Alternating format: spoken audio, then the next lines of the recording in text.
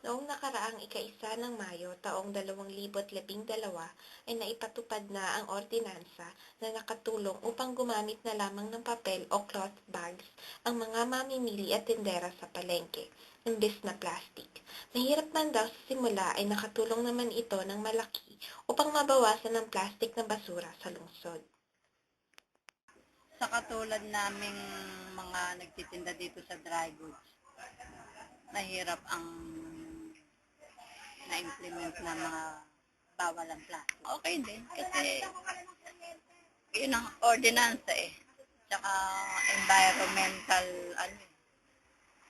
environmental friendly daw yun. Isa sa mga matataas na opisyal sa sanggunian na si Hilario Jr. R. Cabaya ay nagsabing maganda ang naidulot sa lungsod ng pagbabawal sa plastic.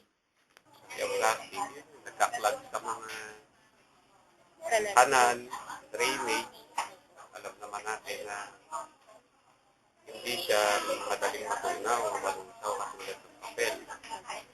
So, pag tinapon mo yung sa tabi-tabi, so, doon sa mga lugar na hindi dapat nakapagtapunan,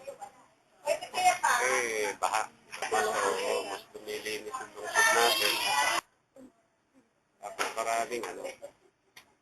maraming natutuwa ang investor pag nakikita nila. Ang pagpapahalaga sa ating kapaligiran ay malaki ang maitutulong sa pag-unlad ng ating bayan. Annalyn Sola, Green FM News.